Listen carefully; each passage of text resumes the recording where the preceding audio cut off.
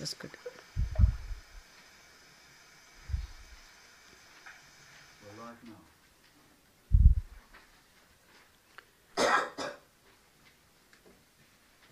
Om Hari Om Tat Sat Shri Gurubhyo Namaha Hari Om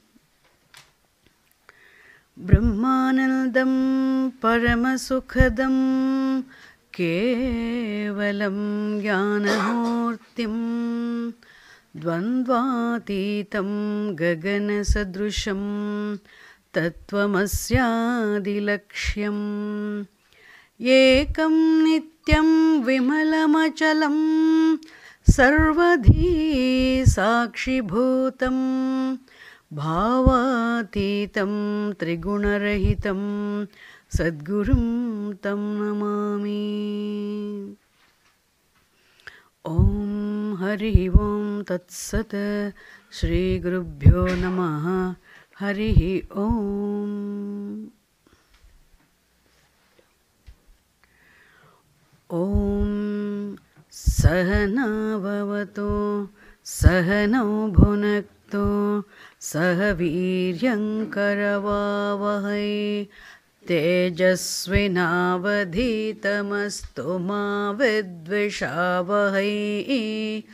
Om Shanti Shanti Shanti.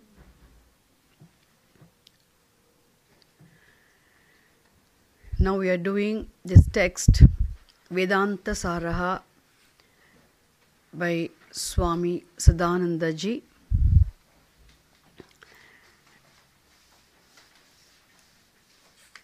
Let us read the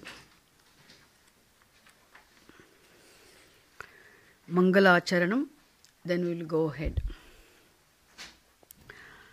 Akhandam Satchidanandam Akhandam Satchidanandam Avang Manasagocharam Avang Manasagocharam Atmanam Akhiladharam Atmanam Akhiladharam Ashraye Bhishta Siddhaye Siddhaye Arthatopyadvayanandan Arthatopyadvayanandan Atitadvaita bhanataha Tadvaita bhanataha Guru Naradhya Vedanta Saram Guru Naradhya Vedanta Saram Vakshe Yathamati Yathamati.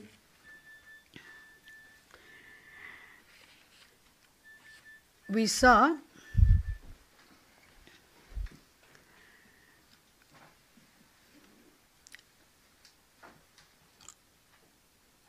the teacher discussing the Anubandha Chatushtayam. In this text, as I told you earlier, Chatushtayam means a set of 4 and Anubandhaha means the factors which go with any text. So a set of 4 factors involved or which go with any text. And those 4 factors are Adhikari, the eligible student or the reader of the text, and Vishayaha, the subject matter discussed in the text. Then Sambandhaha, the connection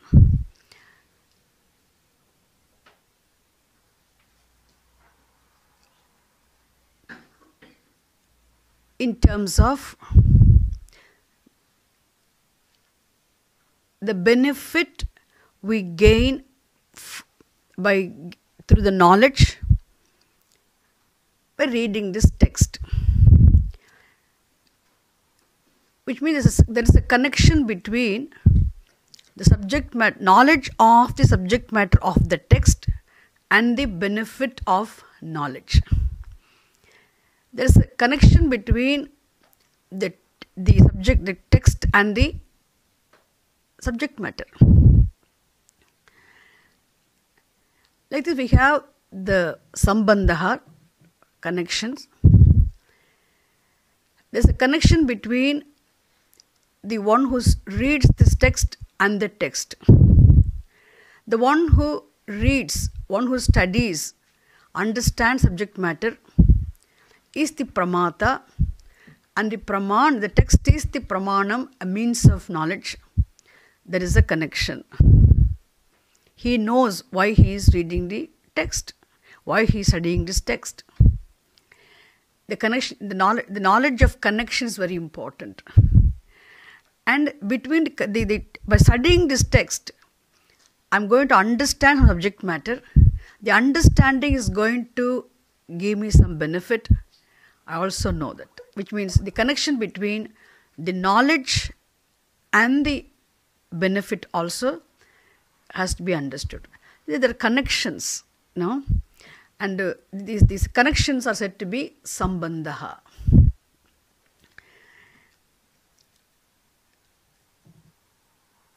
These connections are meant by the word sambandha.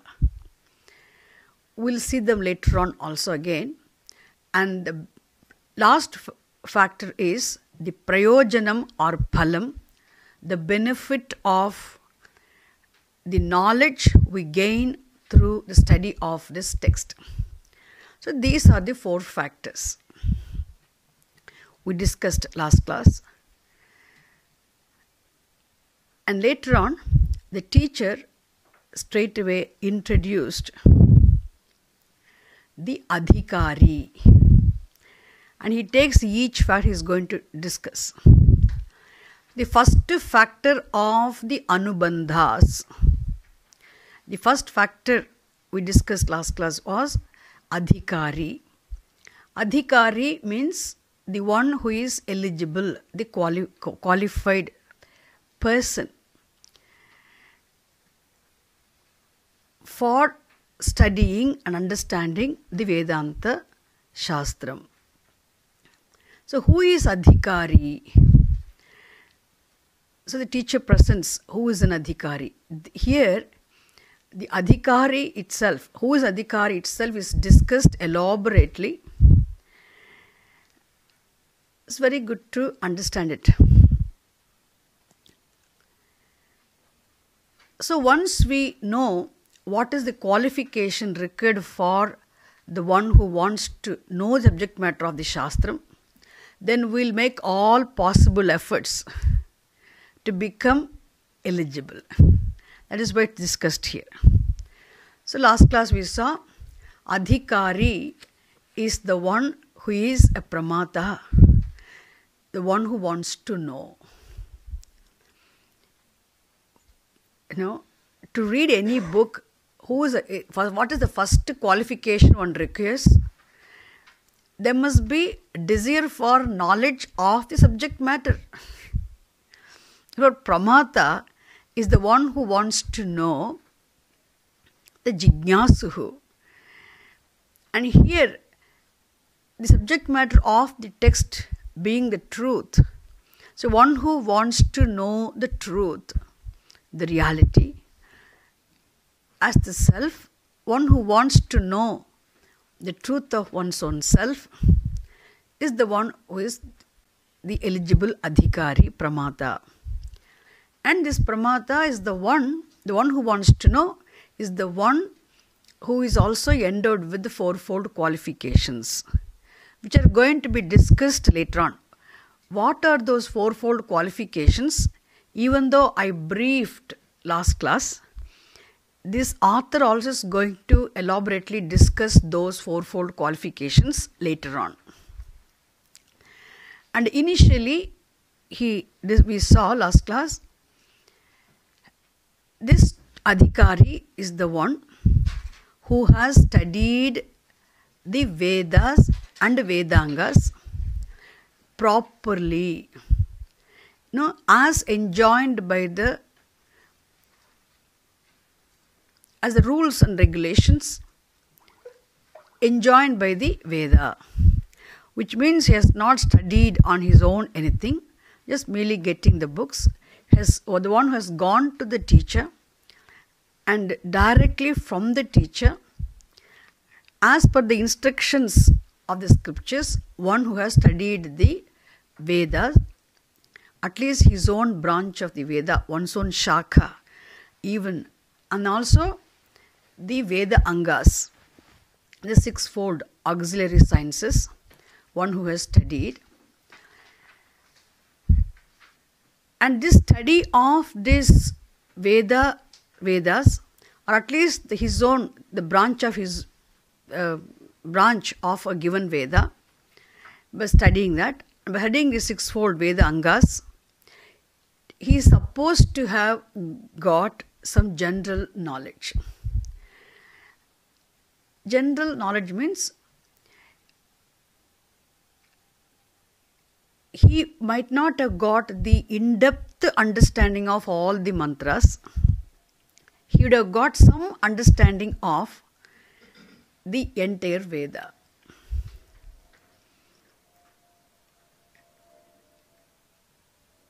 As I told you, Veda Adhyayanam means only studying the chanting of the Veda mantras.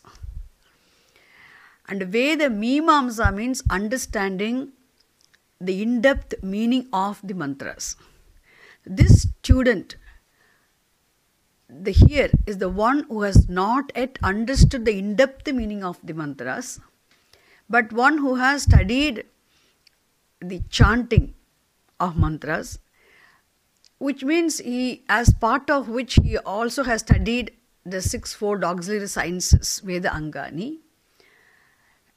So definitely this person must have had studied Sanskrit language also.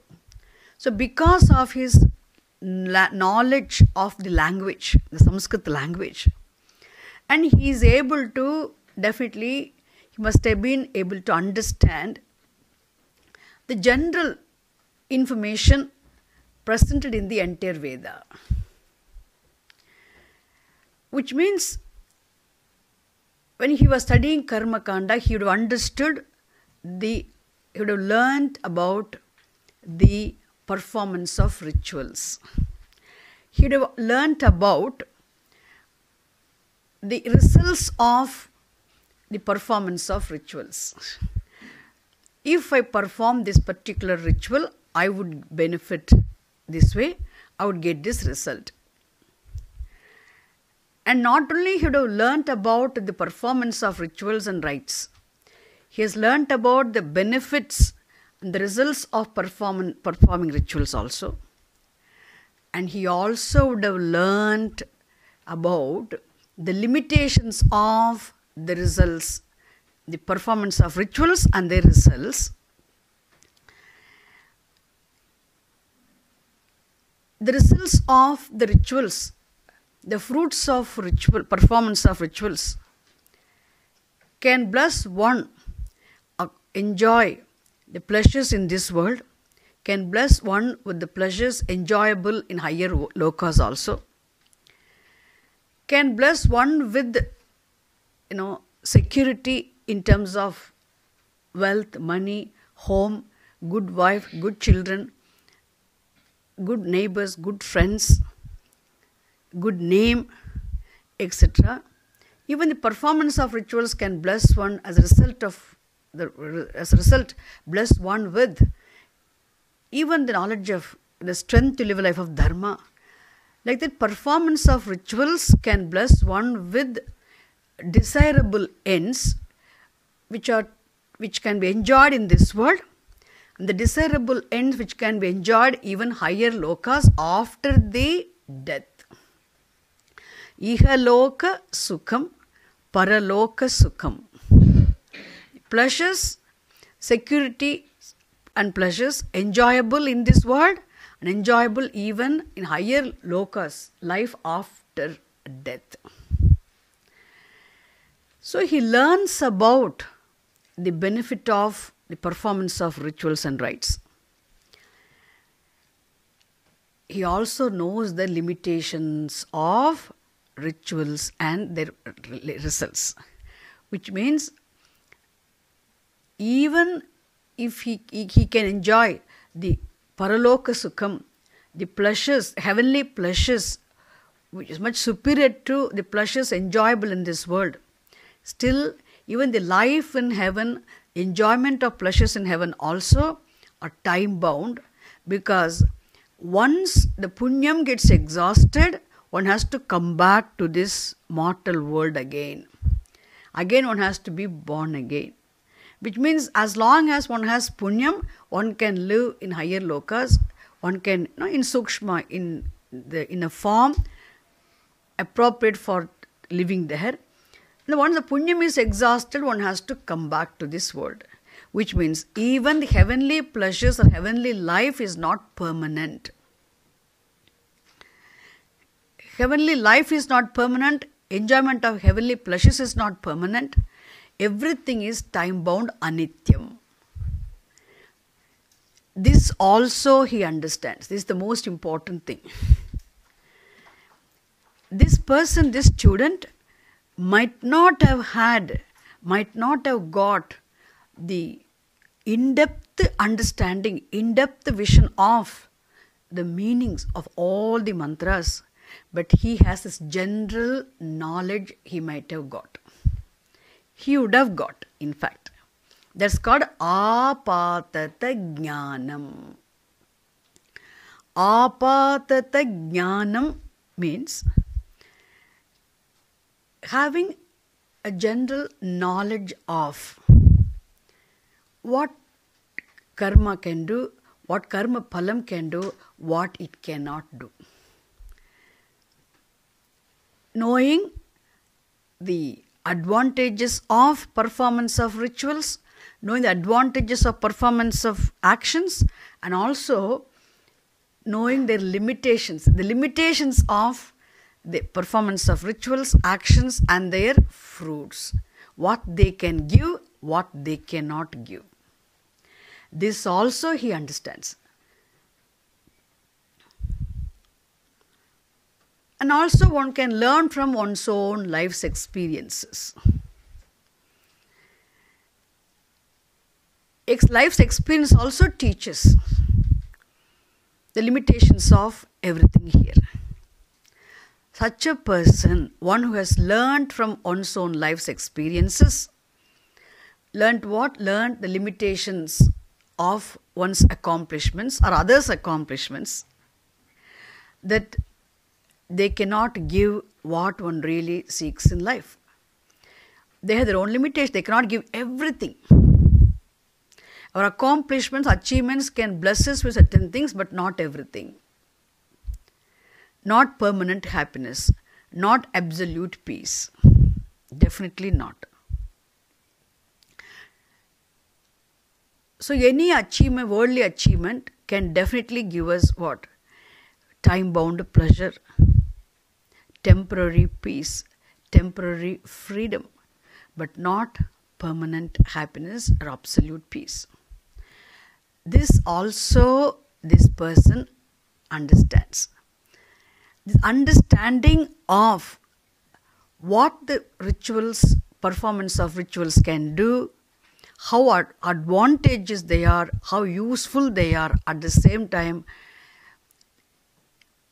what the limitations are, how limited they are. This also he understands. Therefore, such a person, and how not only in this life, he might have understood this in his previous life, because of his previous life's experiences also, he might understand in this life. Because of the punyam he has earned through the performance of good karma and performance of these rituals, etc., in his previous life also, the understanding he can get in this Janma as a result of Punyam, or by performing those rituals and the good karma in this Janma also, he can get this understanding. The general knowledge somehow he gets, as a result of which one can decide to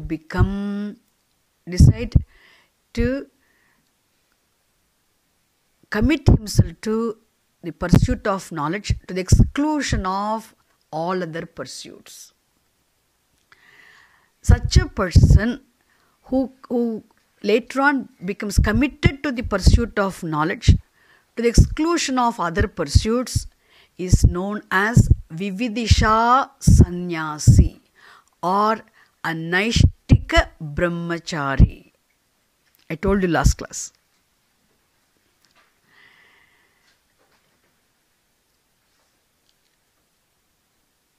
Otherwise, if the person, in spite of knowing the limitations of everything, still if a person is not yet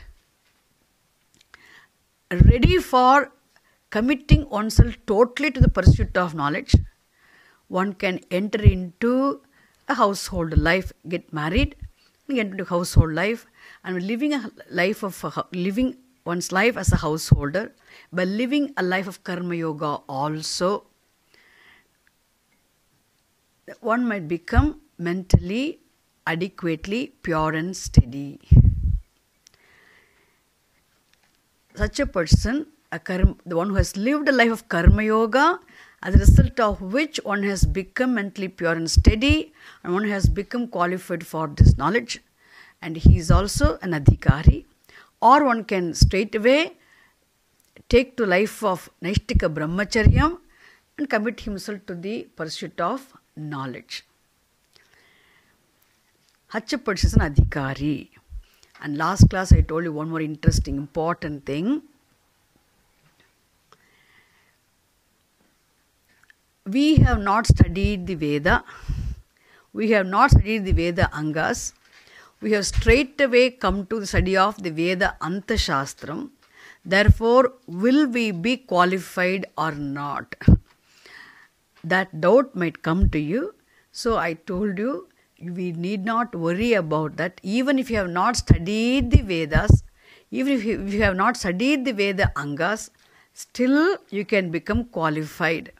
How? By understanding a life of Karma Yoga, and by living a life of Karma Yoga, we can take care of our qualification along with the pursuit of knowledge, along with the study of the Shastram.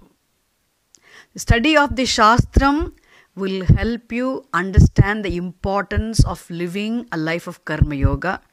And living a life of Karma Yoga, you study the Shastram so that it will contribute for what? The qualification required for knowledge, and thereby there will be, you can see class after class, the enhancing of your clarity. Therefore, both both should go hand in hand, so that we get the benefit of having been a brahmachari in a gurukulam. You don't need to worry about it. At last, we saw this person having studied the Veda, who also would have performed all types of karma prescribed in the Veda. So, performing all types of karma prescribed in the Veda, as a result of performance of those karma, he would have become purified. He would have become qualified for this knowledge. That also we saw last class. And what are those karmas he would have performed? That we are going to see today. We are going to understand what are all the types of karma prescribed in the scriptures. We'll see them. Here, this book is an excellent book that the author himself systematically discusses all these different types of karma. Present the subject matter so well. so that we can understand all of them. That's where we stopped last class. Remember? Anyway, we'll see that.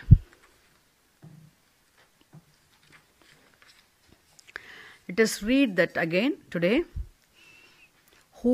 The definition of an adhikari. Adhikarinaha lakshanam. Who is adhikari? That is head here. Adhikari tu vidhivat adhita veda vedangatvena apatataha adhigata akhila vedarthaha vidhivat adhita veda vedangatvena apatataha adhigata akhila vedarthaha is one adjective, okay, for this eligible student. That I have explained to you already. Asmin janmani janmantareva. Either in this life or in his previous lives, he might have performed. Okay? He must be performing, he must have performed, or he might have performed in his previous lives. All the karmas, the rites, the actions prescribed in the scriptures. What are those karmas? Please remember, we are reading them for understanding, and do not feel bad or guilty that we have not done any of them. Okay? You are perfectly qualified to be in the class. At least the most important qualification is the thirst for knowledge, desire for knowledge, and desire for freedom. And see, the desire for freedom, I explained to you in the very beginning. In my introduction to Vedanta classes, I explained to you, desire for freedom is the most important qualification. If that qualification, if the desire for freedom is there, and you are eligible. Desire for knowledge is there, you are eligible to be in the class. And what other qualifications required? Mental purity, mental steadiness. That is what is required ultimately, finally, the qualification. How to get that, we'll see that also here. Okay? That's why. So here we are reading this to understand what are all the karmas prescribed in the scriptures that this person would have performed in this life or in his previous lives. So, performance of such karmas helps him, become purified. Ultimately, would have helped him prepared to become prepared, qualified for this knowledge, teaching. Therefore, they are discussed here. We'll see. Kamya, Nishiddha, Varjana Purassaram. Kamya Nishiddha Varjana Purassaram.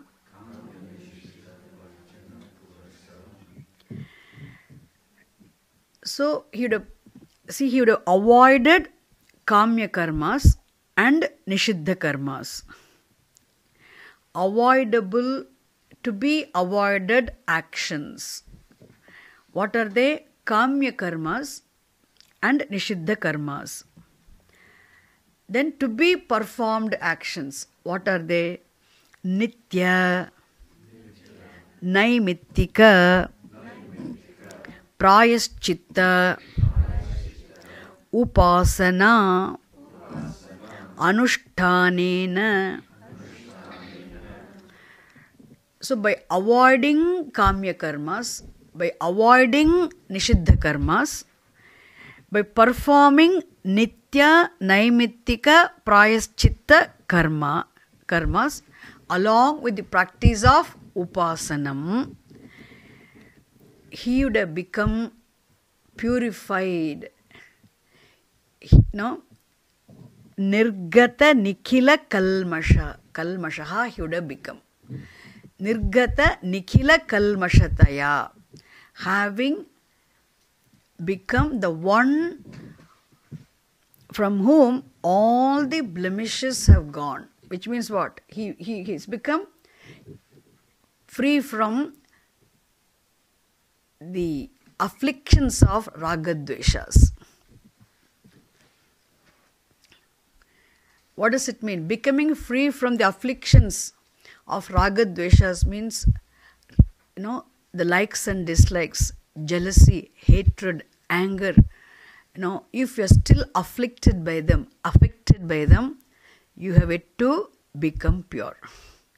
If you are able to, I'm not saying you don't have jealousy at all. In knowledge, you will be absolutely free from desire, anger, passion, hatred, greed, pride. They'll all just will resolve without making any effort. Effortlessly, without being chased away, they would have left and gone away from you for good. They would have become resolved totally in knowledge. They would disappear in knowledge. You don't need to undo them. But now the very study of the Shastram is for the knowledge. So until you attain knowledge, you need to have relatively disturbance-free, steady and pure mind. That relatively free mind, free from disturbances, relatively steady and pure mind is the mind wherein one's ragadveshas, likes and dislikes, desire of likes and dislikes, passion, anger, jealousy, hatred, etc. are not absent, but they are very well managed, intelligently, carefully managed. The one who is capable of managing these emotions is said to be the one who is relatively free from the afflictions. Understand? Therefore, he says here, Nirgata Nikhila Kalmashataya. Such a person, Nitanta Nirmala Swantaha.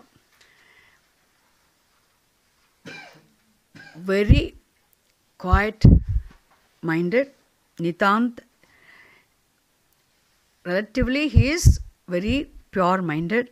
Perfectly, he is pure minded. Adequately pure minded. Nitanta Nirmala Swantaha means one who is adequately pure minded. Such a person who is endowed with the fourfold qualifications, with the desire to know what the truth is the adhikari. This is what he briefly defines an adhikari in this first sentence. When he goes to the next sentence, now this one sentence will be elaborately discussed. So we'll understand everything that has been said in this one sentence will be understood later on in the following lessons. Okay. So now we are going to go to the next sentence. Here he is going to discuss the karmani. Karmani means what now? Rituals or rites prescribed, are the actions prescribed in the Shastram, the scriptures. What are they? He is going to systematically, he really explains these rituals, the karmas. When I say karmas, the word karma is I think all of you know this word karma, don't you? Okay. Kamyani. Kamyani means kamya karmani. You should take it as what? Kamyani, he mentions as kamyani. Kamyani is equal to kamya karmani. Kamya karmani means what now? Karma is a singular word. Karmani, plural word. you all know. Some of you know Sanskritam, some of you don't know Sanskritam. So even the simplest detail I'm giving you here. Karma, karmani. Action, actions. Or ritual, rituals. Right or rights. Okay. So karma, karmani. So kamya means anything pertaining to, connected to, associated with desire is called kamya. In Sanskrit language, kamaha means desire and kamya means anything, an action, a ritual or rite performed. No?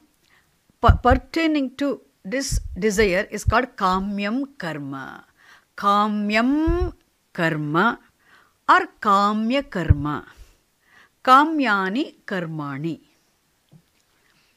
So rituals or rites specifically performed for the fulfillment of desired ends. Is it wrong? Not at all wrong. If we have specific ends to be achieved in our lives, if we have to fulfill certain specific desires, and you need to do specific actions, no, some given action to fulfill that particular end. What is wrong? Nothing wrong, isn't it? So it's called kamyam karma. But here the rituals, performance of specific rituals for accomplishing some specific desired ends. They're called kamya karmani. And here he is giving the example. What are those kamyani, kamya karmani? Swargadi, ishta sadhanani, jyotishtomadini. He gives an example here. What are the kamya karmas? What do you mean by saying performance of specific rituals or rites for the fulfillment of specific desired ends? What do you mean by that? For example, he gives example. The Karma Kanda of the Veda talks very highly of, describes very beautifully the heavenly life and the enjoyment of heavenly pleasures, which is a matter for belief. We have not gone to Swarga, we have not enjoyed the heavenly pleasures.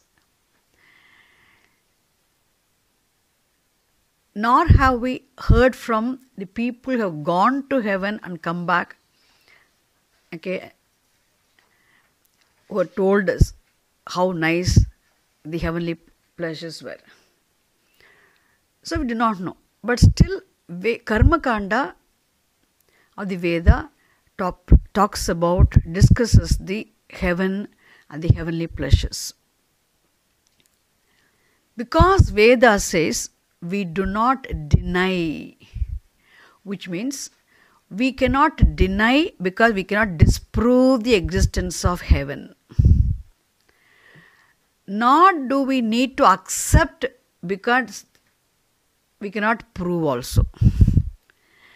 The existence of heaven cannot be proved,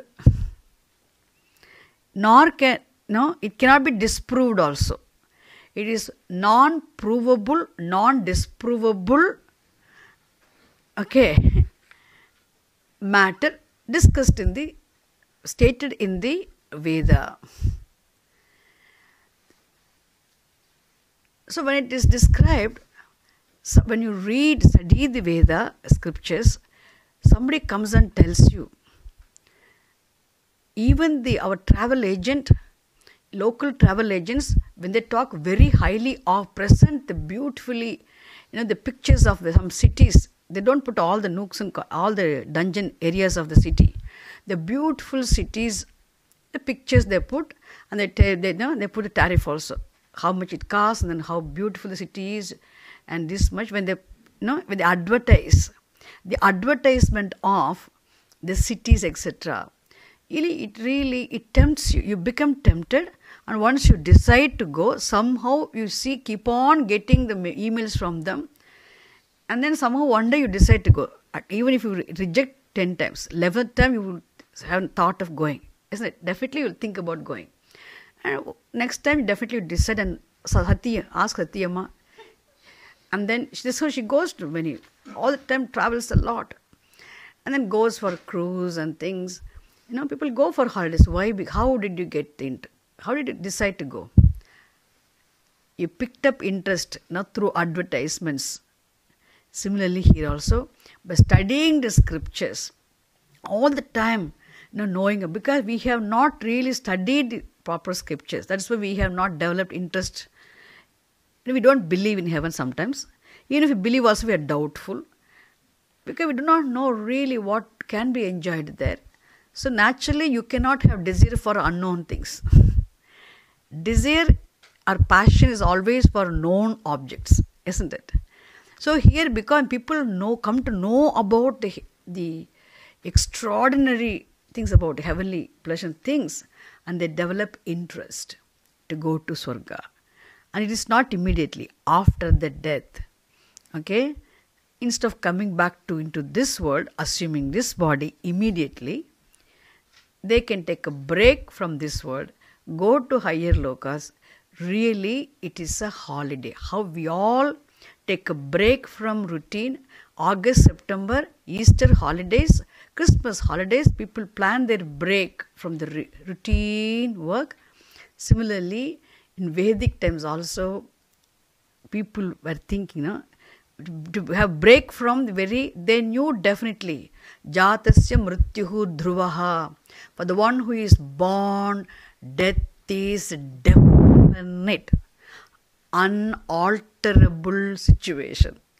There's no way.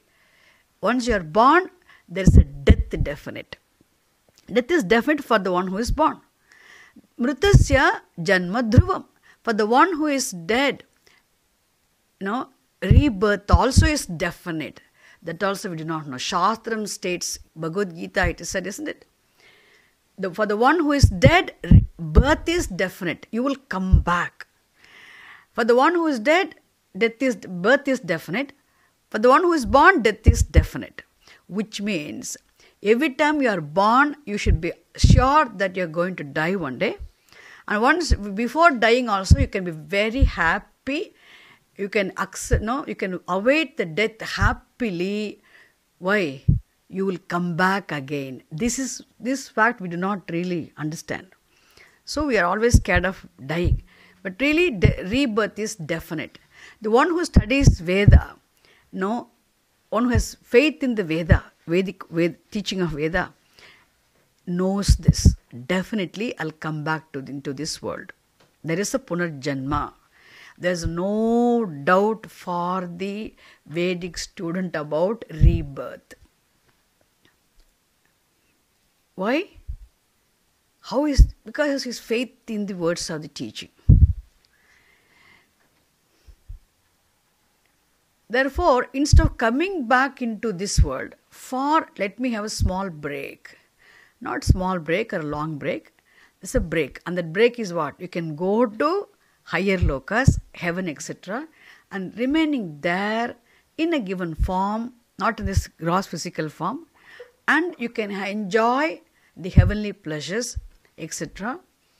Like how you have sometimes very pleasant dream experience in dream, similarly one can have the enjoyment of heavenly pleasures. When a person understands, such a person who really develops desire for the enjoyment of heavenly pleasures.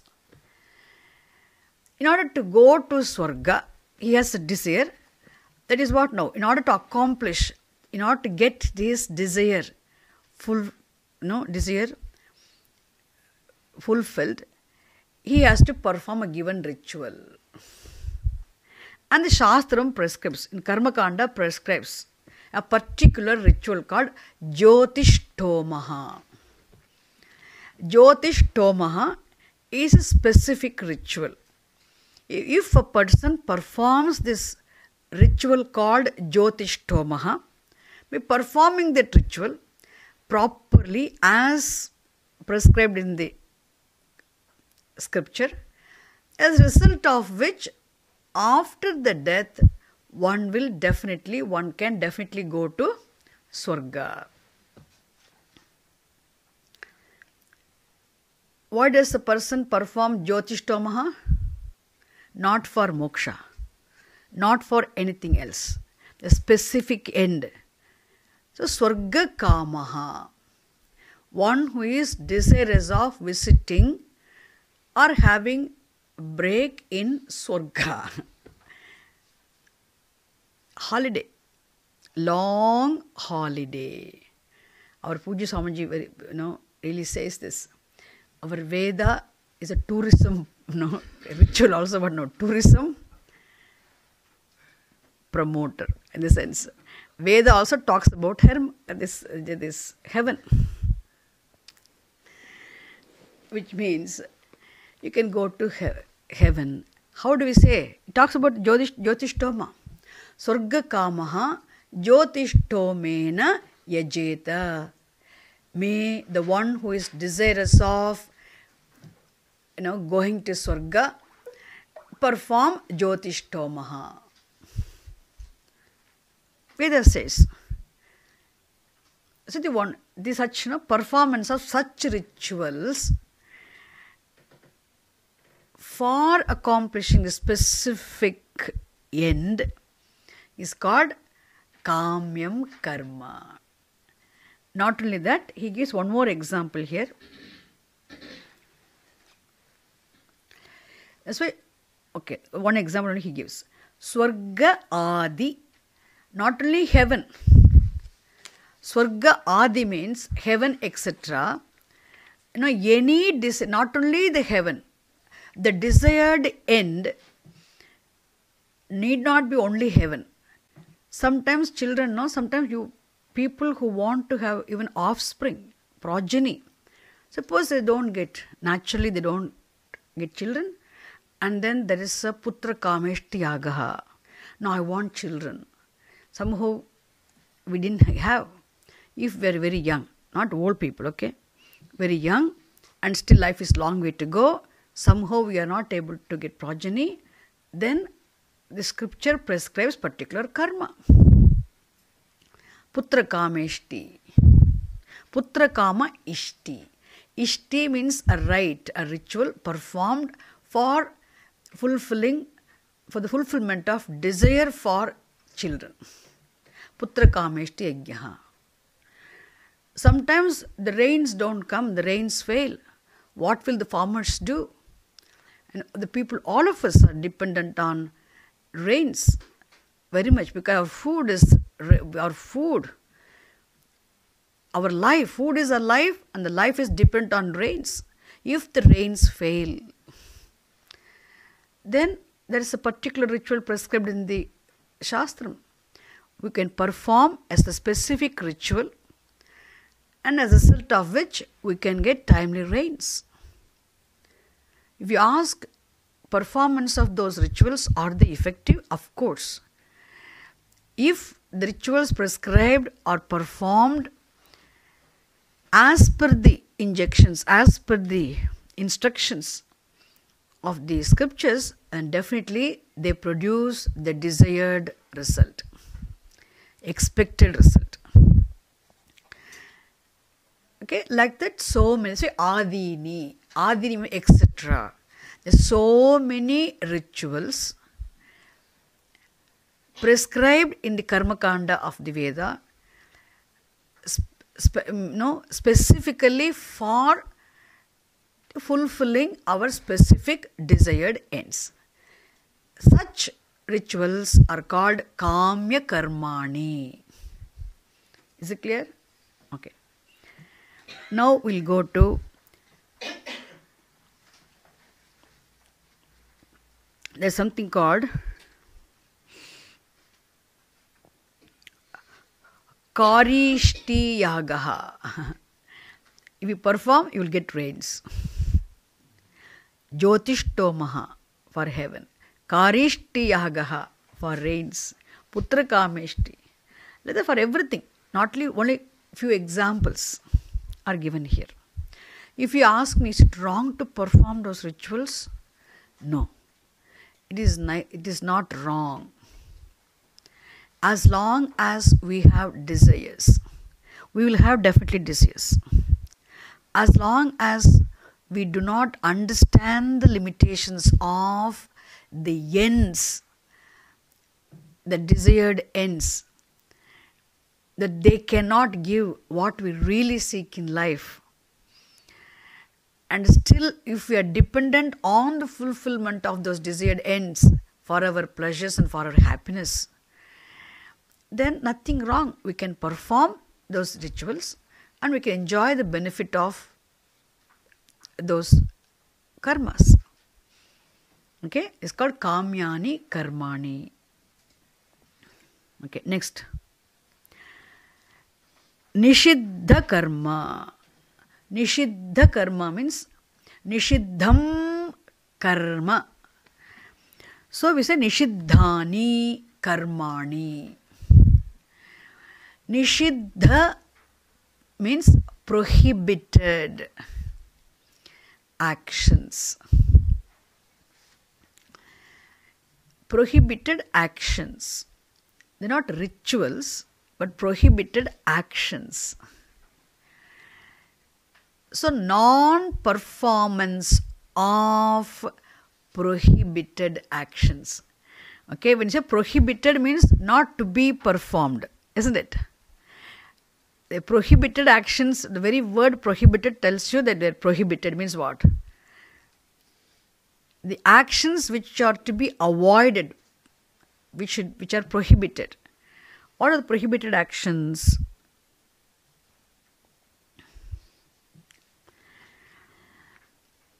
See, there are some actions, especially killing. Not like killing.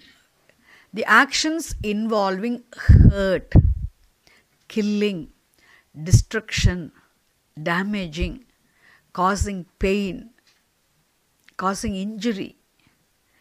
They're all prohibited actions. It can be physical, it can be oral, or mental.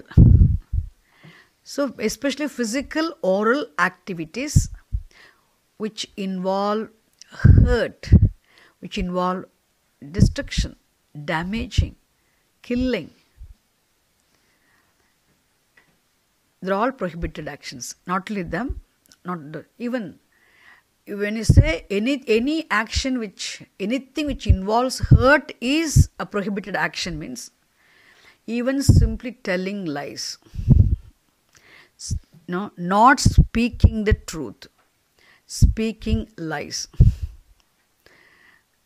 will cause hurt later on. Not when you speak.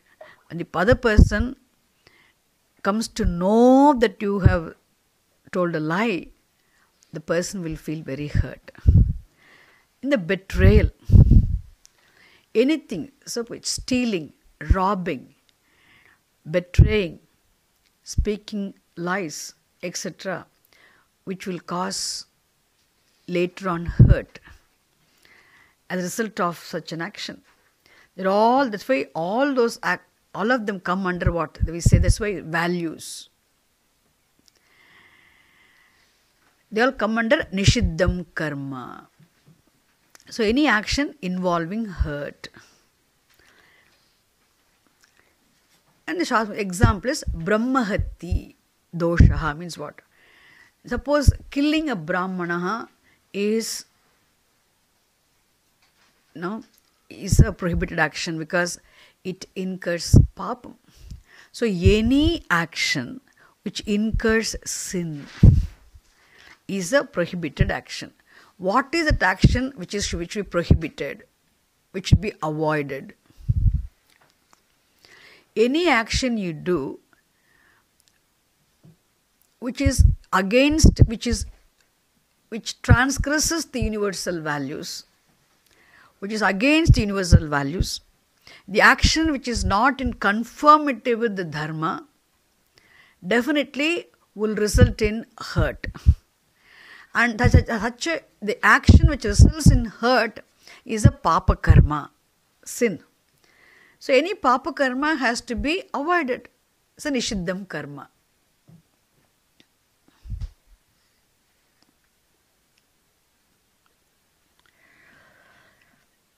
So as a result of which, suppose the papa karma will result in what? The wrong actions. Avoidance of wrong actions. So wrong actions are the prohibited actions. Which actions are wrong actions? We don't have good action or bad action. Okay? We have only right actions and wrong actions. These are good and bad, right and wrong.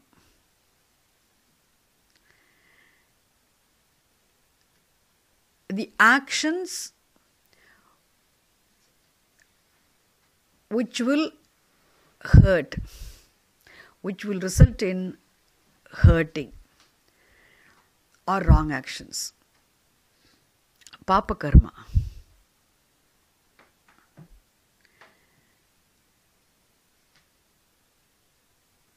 Therefore, here they all come under the category of nishiddham karma. That is why Shastram emphasizes values. The whole Bhagavad Gita, when it talks about the karma yoga, it emphasizes karma yoga itself, performance of all your actions. The daily life, living your life means performing actions, isn't it? From morning till evening, what do you do? Once you wake up from sleep until you fall asleep, what do? Whole day we are all involved in some actions or the other. We have no choice, isn't it? About performing actions, but still we have choice over actions. So when we have our own duties, because we the whole day in playing different roles, we choose to do a lot of actions. So in playing roles, we have to do a lot of actions, and all those actions we perform in order to play our role properly. And we should be careful that all our actions are in conformity with universal values. Only then, that's why dharma governed life means a life with dharma governed actions. So Shastra emphasizes dharma so much. Why? Because dharma anushtanam, living a life of values, is so important for us to be able to manage our emotions, manage our likes and dislikes, manage our jealousy, hatred, anger, etc. And also to become intellectually sharper, to become more alert. A very important thing we have to do is living a life of dharma. It means performing, doing carefully, prudently right actions. We have to choose to fulfill our desires. Desires can be so many. Many desires can arise in our mind. Nothing wrong in having desires. It is not sin to have desires. Desires are not created by us. Desires just arise as part of us in our own mind. So having desires is not wrong, it's not sin. But in executing, now in fulfilling those desires, we need to perform actions. And there we have to choose to do our actions. So refraining from actions which are wrong, which are not in conformity with the values, and choosing to do the right actions which are in conformity with dharma. So choice over actions with the discretion, is what actually dharma, isn't it? It's a skill. It is what a skill, real skill. The person can be said to be a skilled person, an efficient person. According to Shastram, the efficient person, the skilled person is the one who has discretion in action. The one who can choose to do the right action carefully, prudently, one who can prudently, intelligently avoid the wrong action, for which he needs to exercise his knowledge of right and wrong, which he is blessed with. By exercising, by making use of the common sense born ethics, the knowledge of right and wrong, one can choose to do the right actions, avoid the wrong actions. This is what the scripture says. So here, Nishiddha Karmani means avoidance of actions involving hurt. The prohibited actions.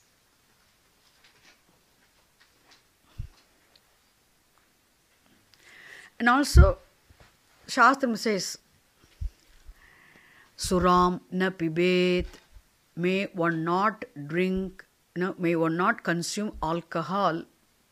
Don't mistake me. I'm not saying you should not do, I'm just saying what scripture says. Suram na pibet.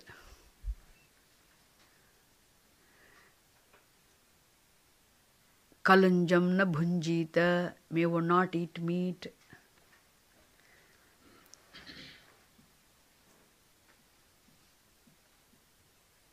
Satyam vada, dharmam chara, etc. May you speak the truth. May you live a life of values.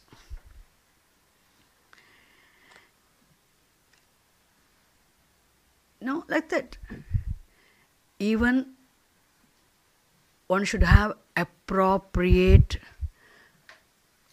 relationship and attitude towards the opposite sex, and also to one's own sex. Nowadays we have to say that also. Avoidance of improper, illegal relationship is also very important here. I'm not saying what is right or wrong. I'm only saying what the scripture says, okay? So it's all prohibited actions. Stealing, robbing, etc. Therefore, this Nishiddha Karmani means the prohibited actions, performance of which will result in undesirable ends.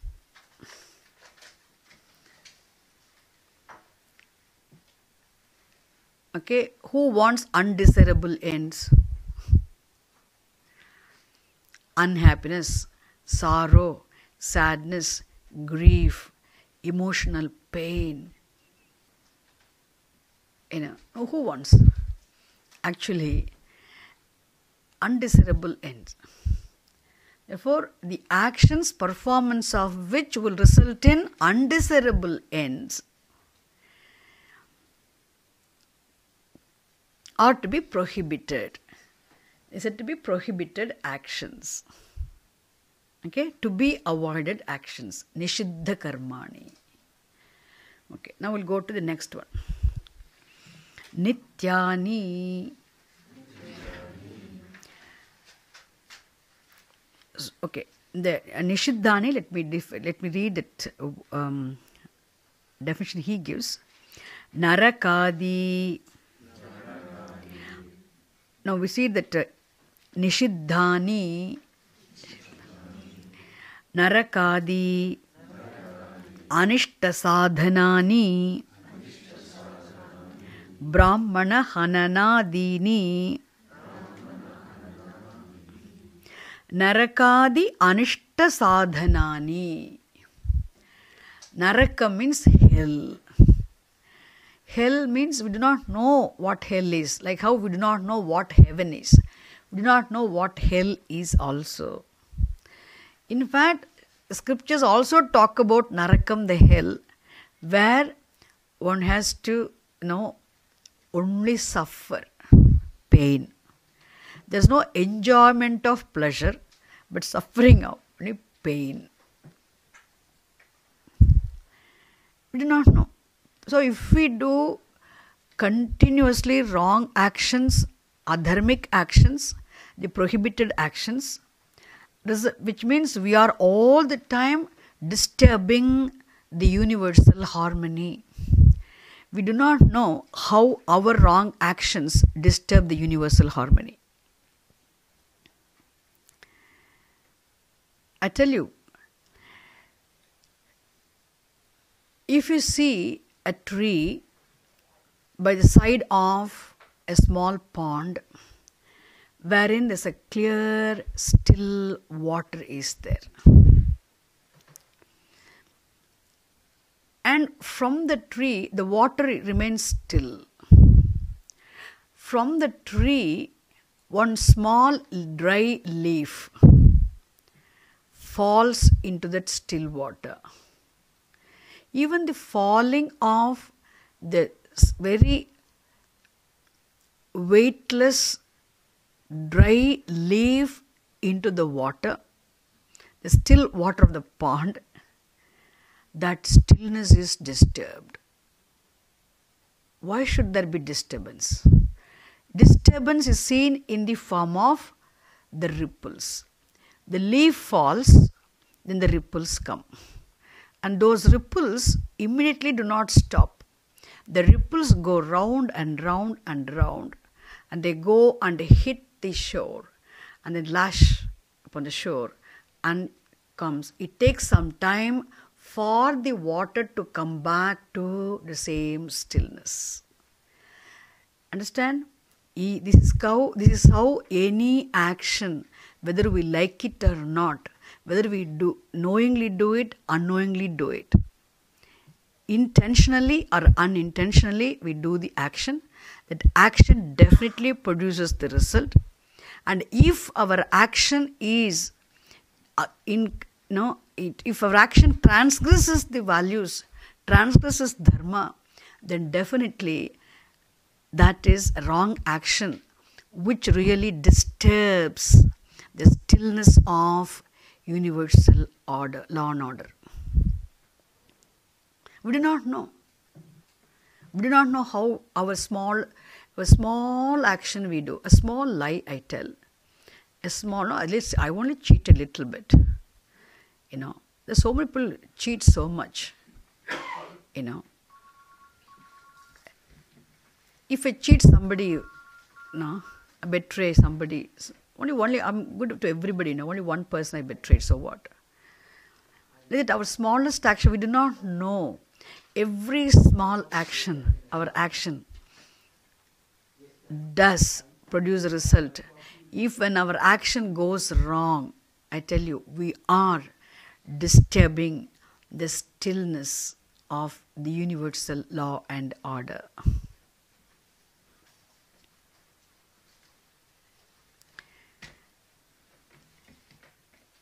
Is it clear?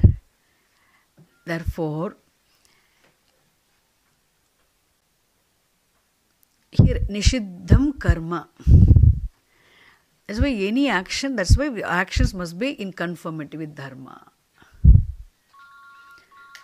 So then here, the nishiddham karma and the prohibited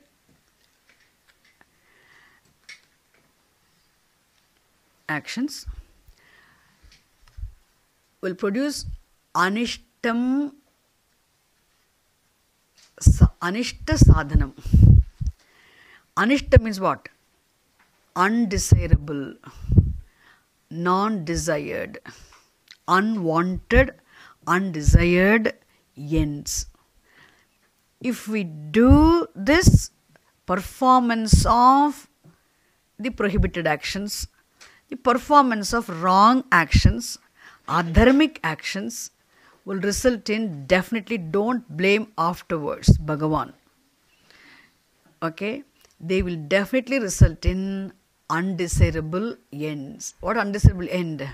What is unwanted? Sorrow, grief, sadness, emotional pain, suffering, even physical suffering, any suffering.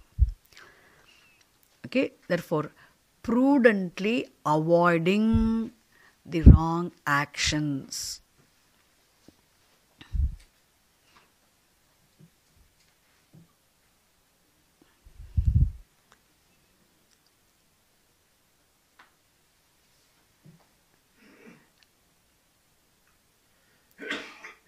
Is important. So here Nishiddha Karmani, he also gives that's why Anishta Sadhana. So he talks about Narakam also. Naraka means hell, no? Where one suffers a lot. So Narakadi Anishta Sadhanani means the actions which will result in undesirable sorrow. He also says Brahmana Hananadini, such as killing the Brahmana, etc. Not only killing the Brahmana, you can now I have elaborately discussed here. Okay, we'll go to next now. Nityam karma. So nityani, he says nityani. Nityani means nityam karma, nityani karmani, nitya karmani. I told you the word nityam literally means always, but nityam karma means compulsorily performed duties. The actions which are to be performed compulsorily. So compulsory duties. What is a compulsory action? What is that action should be done? See, prohibited actions are the actions to be avoided. The actions to be done here, we are going to see here. Akarane pratyavaya sadhanani Sandhya Vandanadini. Okay. See, the Nitya Karmas, Nitya Karma, the actions which are compulsory are said to be those actions, the non-performance of which produce papam, produce the sin. Sin means what? The sin which will result in the suffering, which will result in pain, sorrow, sadness, grief, disease, illness, etc. Therefore, here Nitya Karma means a compulsory duty, the non-performance of which will result in papam. And here the papam is mentioned by a specific word called pratyavaya doshaha. Pratyavaya doshaha means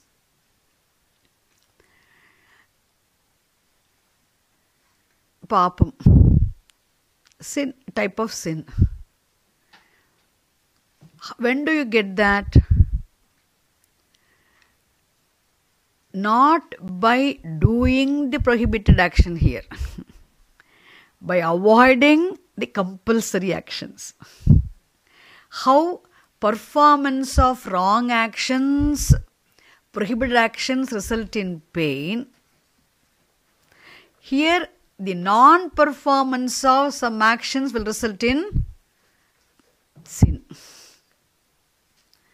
They have to be performed. If you do not perform, they will result in sin, and that particular papam is called pratyavaya doshaha. What are those actions? One's own duties. One should, that's why it's very important for one to know one's duties and to perform one's duties. If you do not do a duty also, it's a papam. Negligence of one's own duties, shirking one's responsibilities also is a papam. Therefore,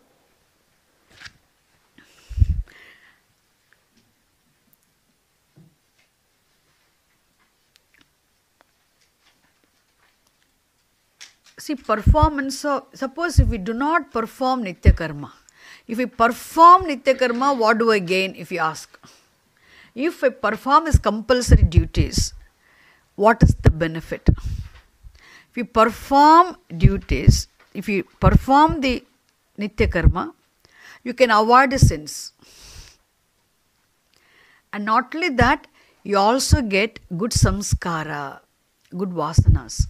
See, the subconscious can be, really our subconscious also will be cleansed of the previously earned some wrong, undesirable vasanas. Cleansed. Therefore, for good samskaraha, to have good vasanas, the performance of Nitya Karma helps. And not only that, you can avoid the pratyavaya dosha. Therefore, one has to perform Nitya Karma, the compulsory duties. For example, you can ask, should I worship? Worship and prayer. According to the scripture, worship and prayer is a Nitya Karma, compulsory action. So what if I don't worship? So what if I don't pray? We worship, don't worship, so what?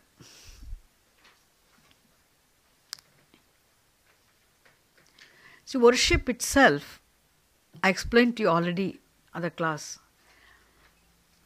So, Deva Pujanam, Nitya Karma, compulsory.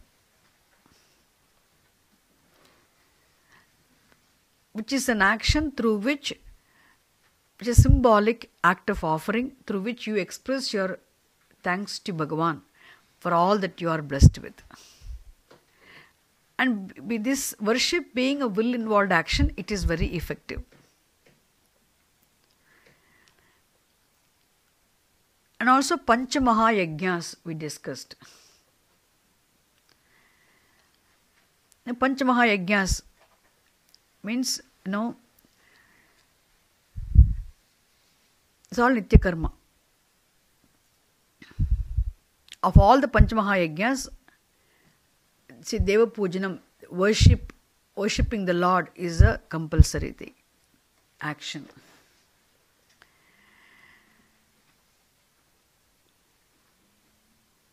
And you're doing your duties is a compulsory actions. What is my duty? One has to know. You have to know your duties. You have to do your duties.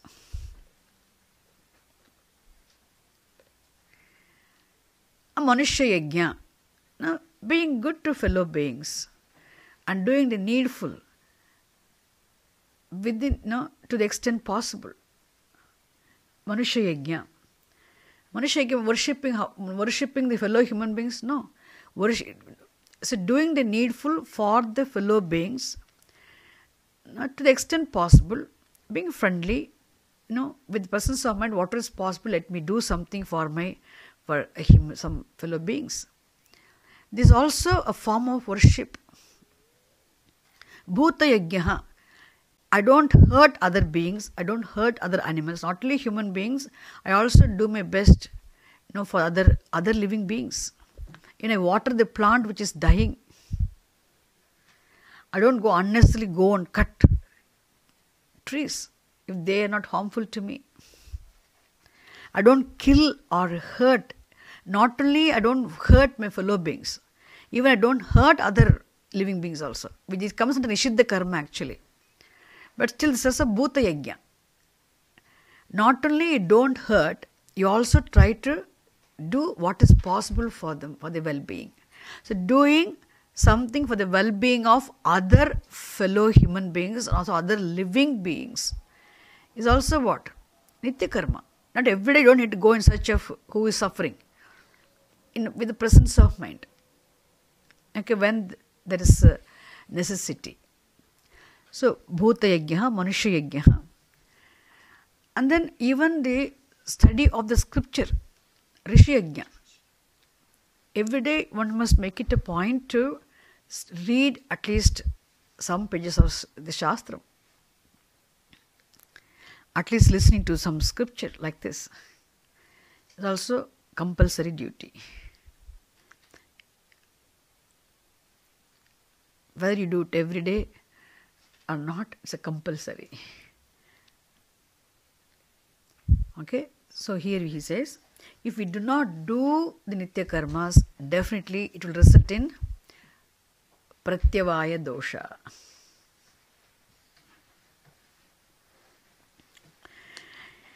So,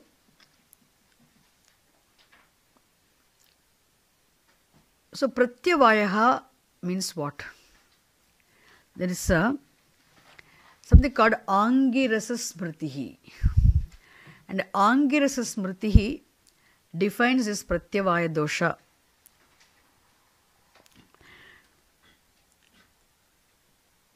Prayo nama tapaha proktam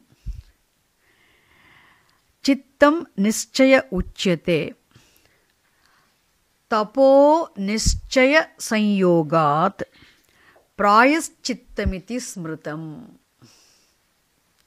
Don't worry about it, I'll tell you. So, praya means here tapaha, tapas. Chitta here means nischayaha, definite.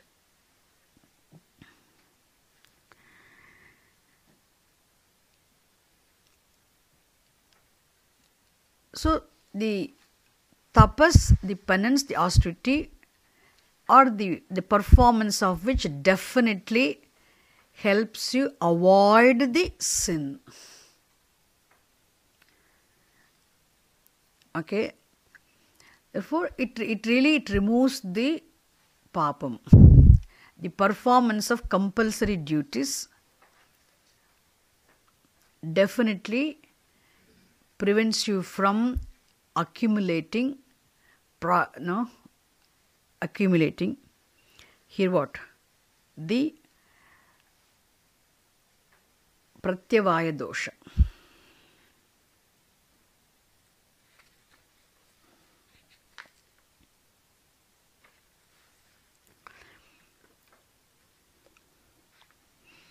We are still nitya karmani.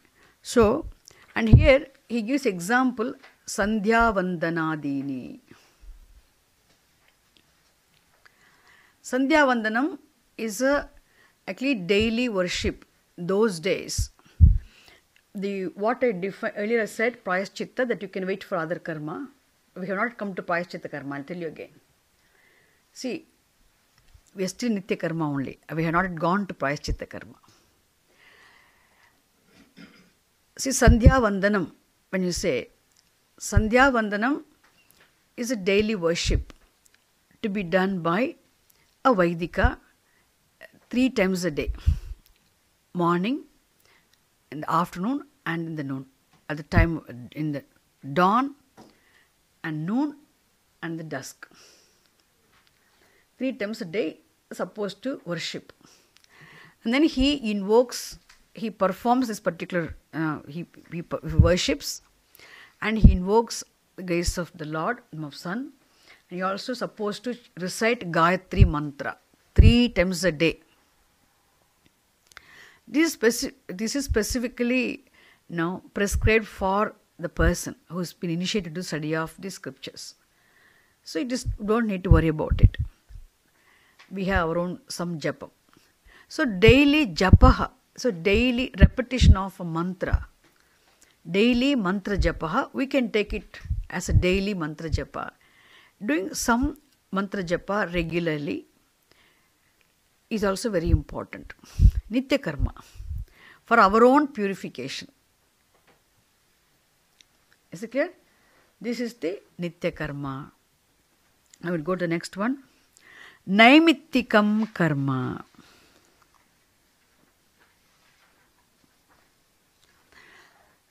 So you know what is Pratyavaya dosha now?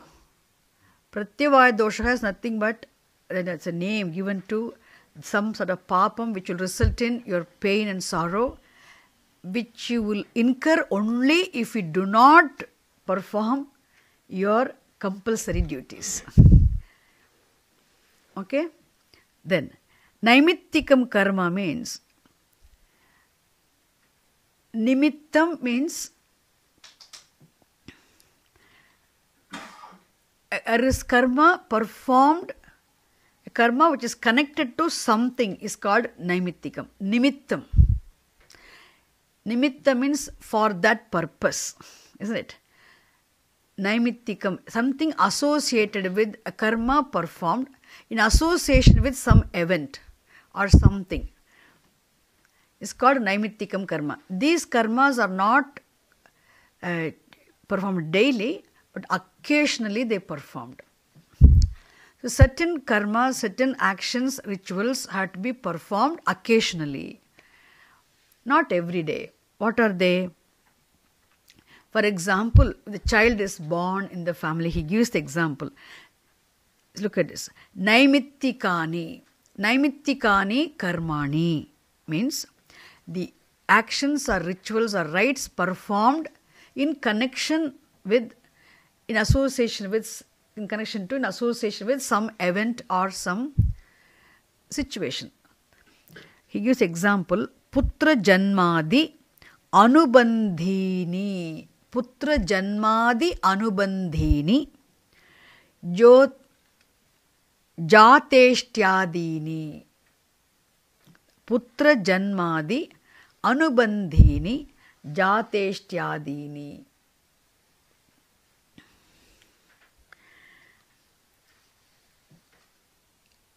See, jateshti. Jata means birth. Ishti means worship. Jateshti means a rite or ritual to be, like how you all know Antyeshti. No? A ritual to be performed after the death of a person is called Antyeshti. Somebody died and there's certain rituals they do. 31st day Sri Lankan Tamils, they do that on Antyeshti. No, when the person dies, and after the death, the family members perform certain ritual rite, which is called Antyeshti, the last ritual performed for the person after the death. He doesn't do it. Other members of the family performs for the well-being of the departed soul. That's called Antyeshti. When is it done? Occasionally, not every day, isn't it? Only after the person dies. Others do it. Family members do it. So Jatesh, similarly we have Jateshti. Jatesh means what now? When the child is born and there is a ritual rite to be performed, which is connected to the birth. Antyeshti is connected to the death. This is connected to the birth, isn't it?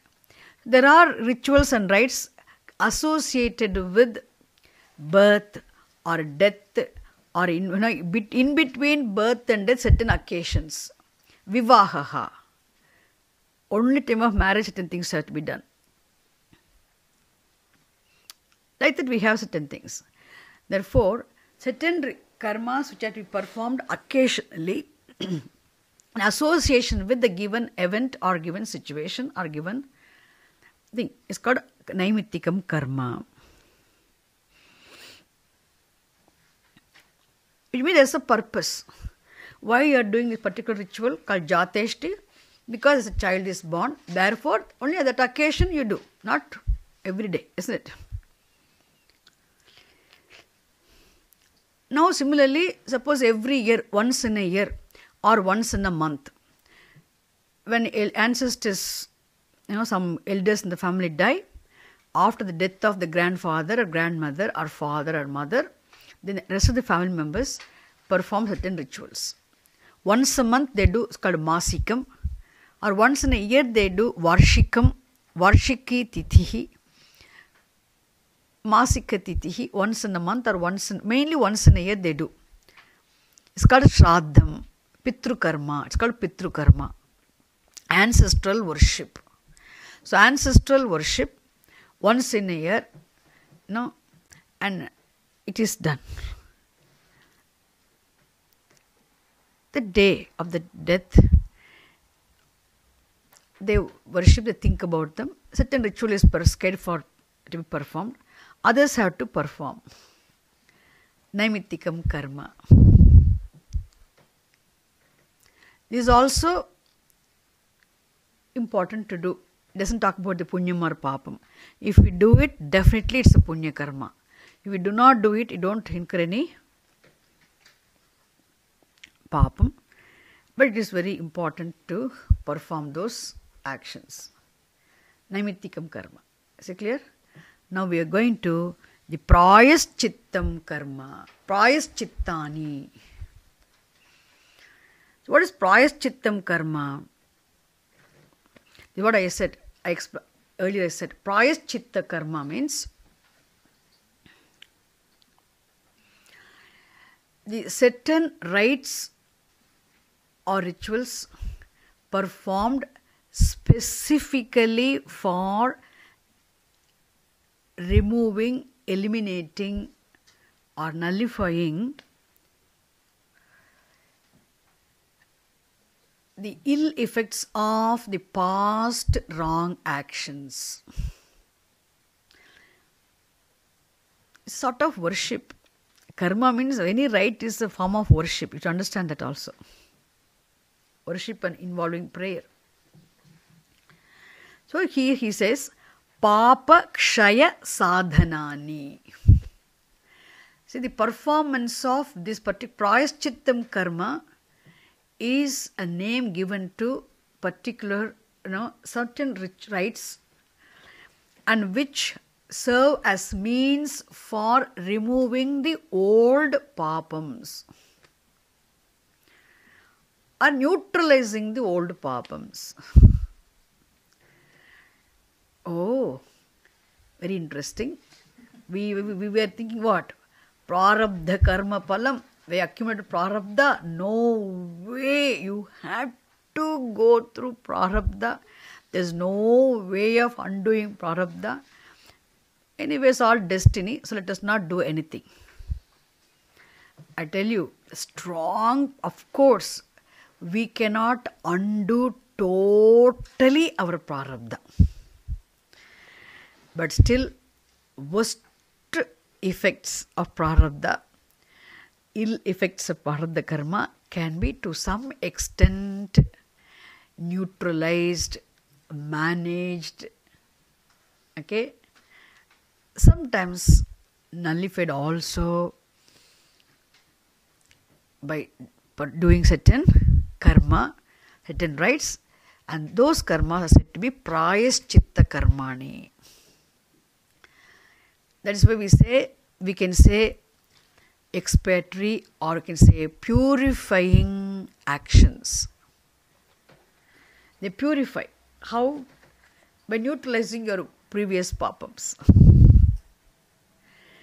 If we go to astrologers, taking your chart, when do we go to astrologers? I don't know whether in this country you all do this.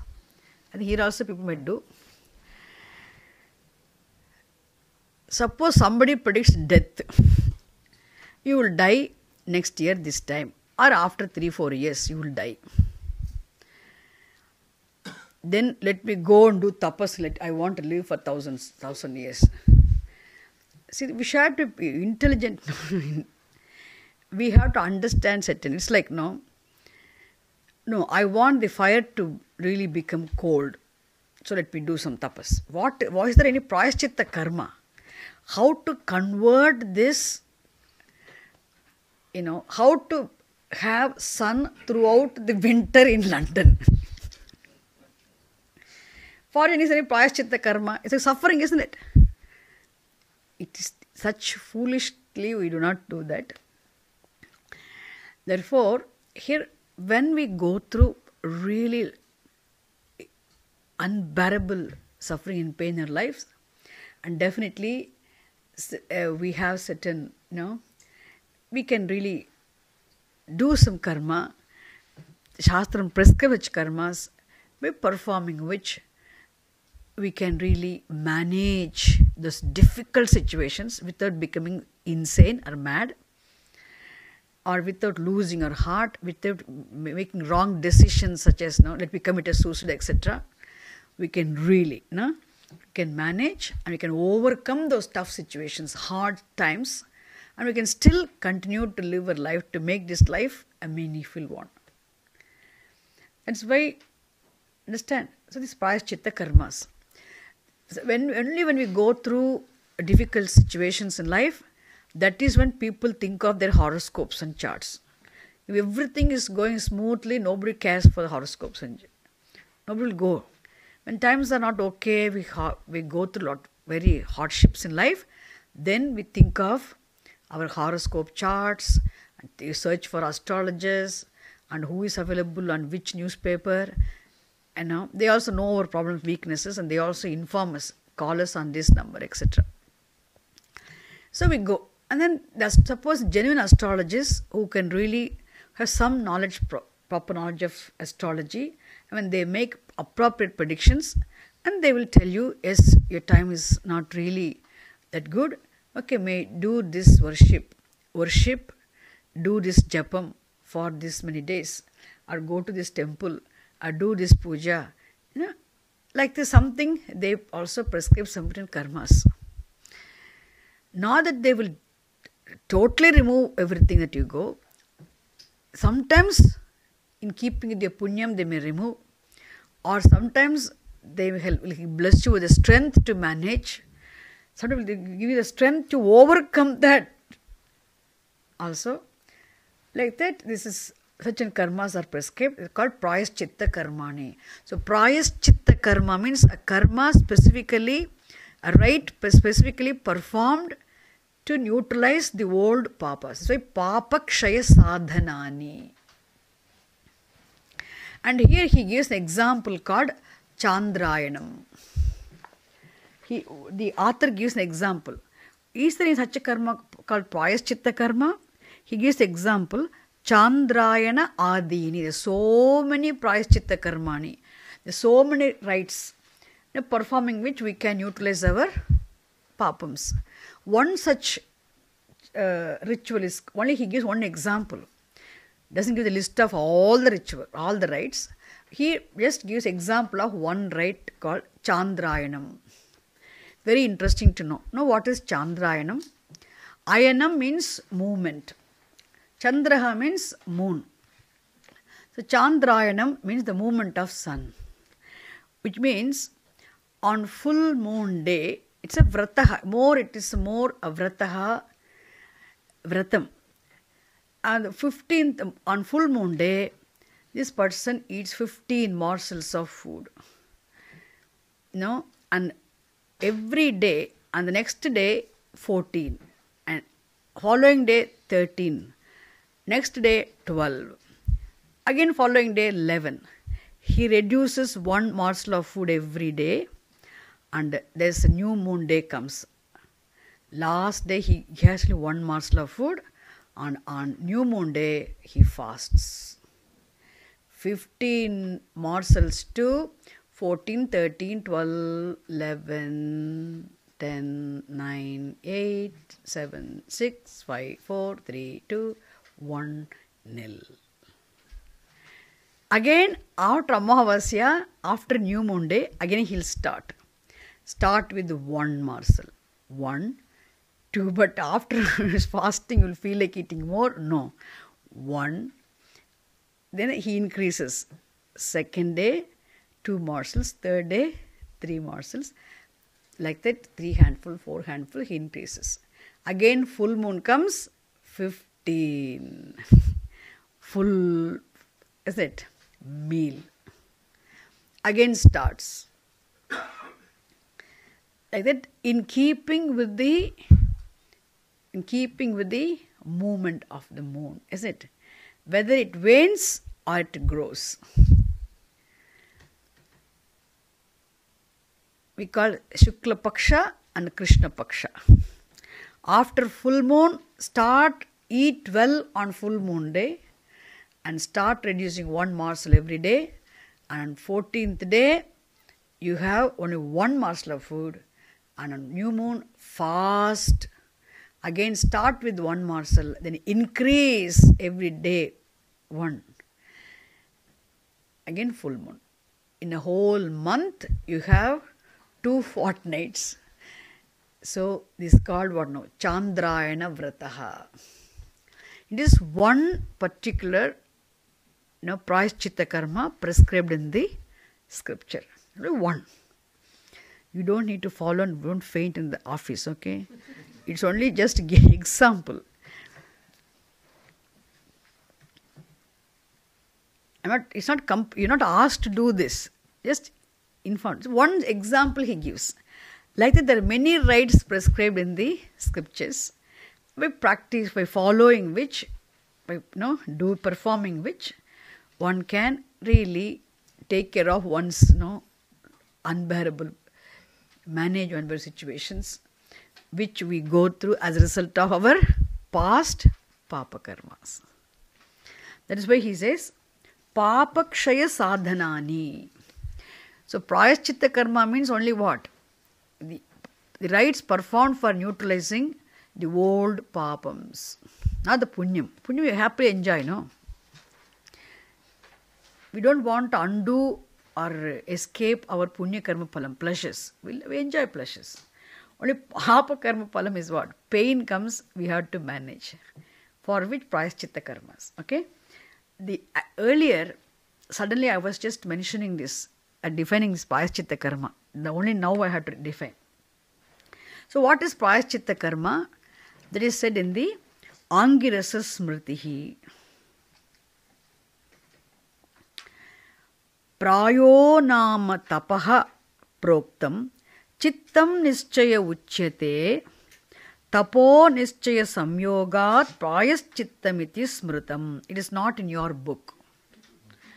It is Angirasa Smritihi. It defines this particular Smriti statement, defines what is Prayaschitta karma.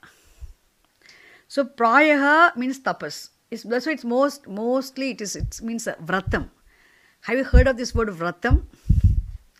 Some sort of penance. Vrataha. So chittam means definiteness. Nischayaha. Therefore,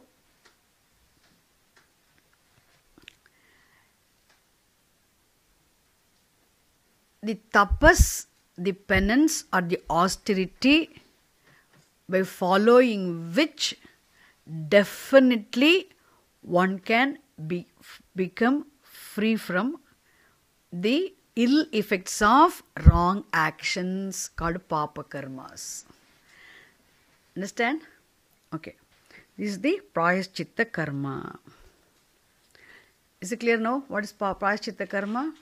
See, Prayaschitta means the penance or austerity which definitely removes the ill effects of wrong or papa karmas, wrong actions. The previously unknowingly or knowingly done papa karmas.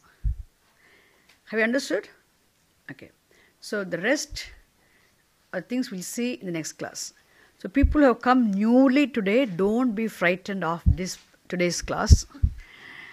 And we will be next week or sometime. If we come on Saturday or next following Thursday, we come early, then I can brief you so you'll be in the class.